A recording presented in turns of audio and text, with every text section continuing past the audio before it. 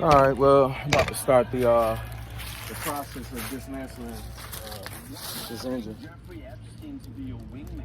You were the president of Harvard, Larry Summers.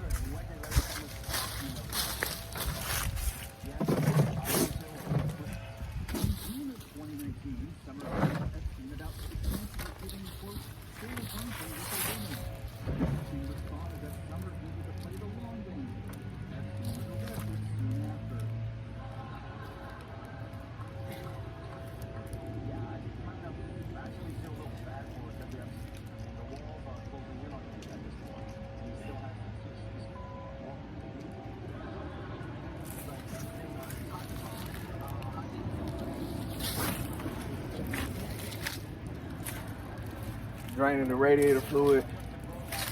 Ain't got no oil in that thing. The pan's busted.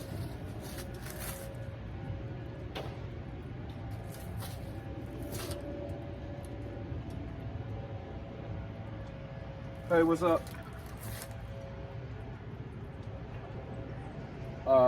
Working on this truck. Yeah.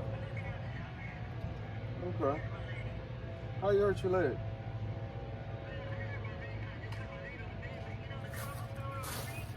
Mm-hmm.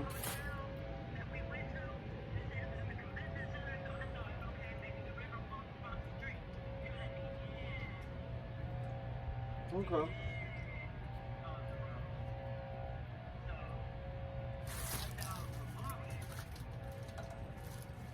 All right. All right. Love you too. Bye. What? Yeah, I bought the engine. All right, bye.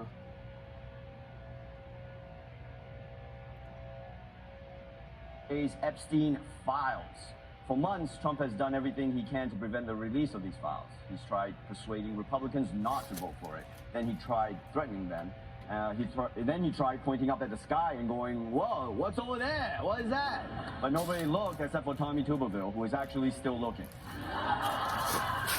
But when it became clear that the House was going to ignore Trump and vote to release the Epstein files anyway, Trump backtracked and said, "Oh, yeah, do that. That's also what I want."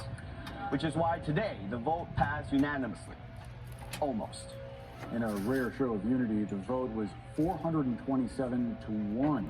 Louisiana Republican Congressman Clay Higgins, the only member voting against this bill. Okay, does Clay Higgins represent the 3rd Congressional District of Epstein Island? Who even is this guy? Oh. Okay, that makes sense. Now I believe this is a guy who would block Epstein files.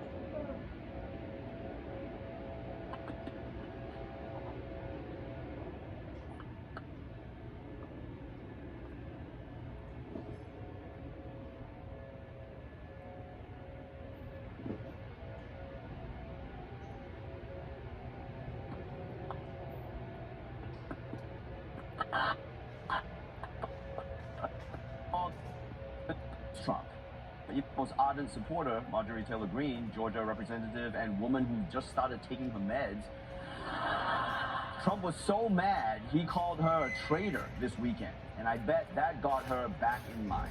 I was called a traitor by a man that I fought for 6 years for. Today I found out that my company is having layoffs. There were more layoffs announced in October than in any October since 2003. We just learned that the U.S. raised nearly 1 million jobs from its books in the biggest negative revision ever. So today we're going to be going over more layoffs and the job market as a whole because honestly, it's not looking too good right now. The sheer volume of videos that get uploaded onto social media every single day of people sharing their experiences getting laid off is unbelievable. All the stats that come out only seem to be getting worse, whether it's increasing layoff numbers or more downward revisions of jobs created, and I don't know when this is going to stop. We have a ton of stuff to go over today along with comments from you guys from previous videos, so if you want to be featured on a future video, leave in the comments down below. But let's start off with some of the recent news in the market. So the CEO of Amazon telling the company's employees that some of their jobs will be replaced by AI and that Amazon's workforce is expected to shrink in the coming years as AI's role expands. General Motors is slashing more than 200 jobs, mostly engineers in Detroit, as part of its ongoing effort to streamline operations and increase profits. Now for your morning money report, AI has reportedly cut 4,000 jobs at one of San Francisco's largest private employers. On a recent podcast, Salesforce CEO Mark Benioff spoke about the shift. He says Salesforce has halved its customer support roles from 9,000 to 4,000. Well, the Verizon news is a good reminder to folks that once again, it is easier to find your first customer than it is your next job. Verizon just announced they're laying off 15,000.